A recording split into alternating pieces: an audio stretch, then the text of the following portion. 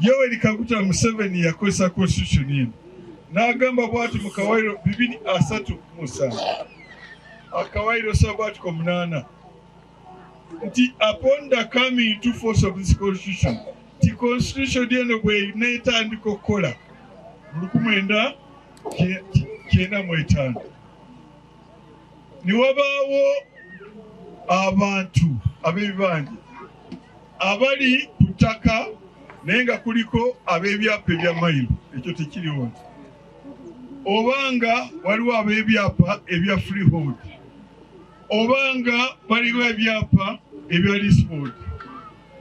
Ku bantu abalina ebyapa ebyo kuliko abantu abatalina byapa nga babibanja.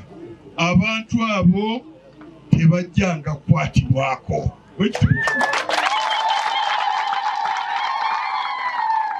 Security of occupancy. Yena akwata kuwa ekibanja olina ajja n'agamba tinina ekyapa kya liizi. Oyo mumugambe nti ekyapa kyammwe ekyo kitwale eri mu katale kitwale mu kesiyo. Kubanga ffe tulina ebibanja kuno, tulimira kuno, ennyumba zaffe ziri kuno, twazaalibwa kuno. Yoweri Museveni yakola constitution n'atugamba ati tewali atukwatako. Security of occupancy. Sebo police, sebo MSO, sebo land board, what?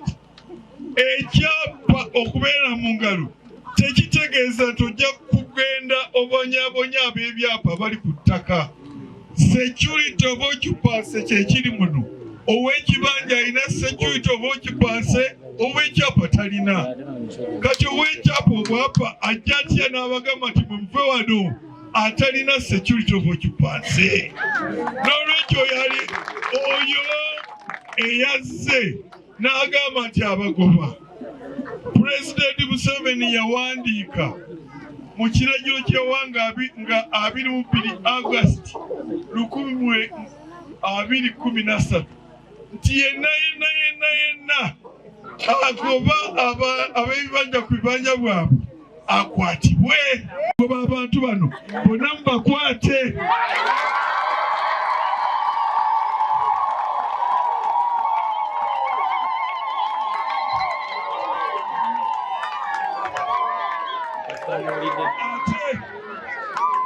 Tewali muntu ali waggulu w'amateeka.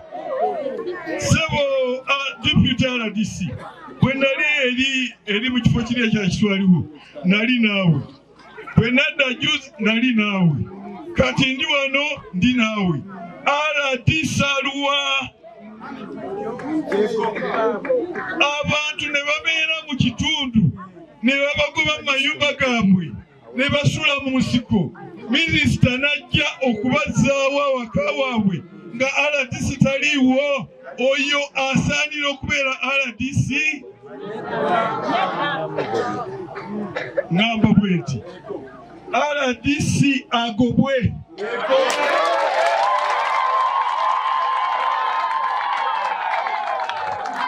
RDC yo alemeddwa okukuuma abantu n'ebintu byabwe ng'ate ye alina okubanga nga ye representative wa president wano. Abantu balifulama baduse basula mu nsiko. Mwasomye ebbaluwa yange nawandiise nga nzija.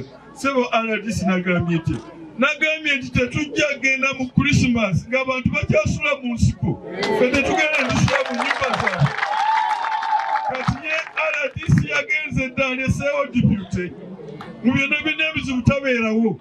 Sebo gwe whip nja kuwandiika nga sijja kugamba nti mpa draft.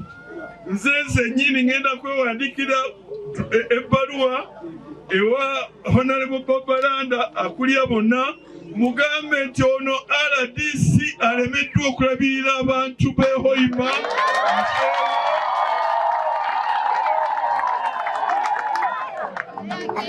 Okuva kati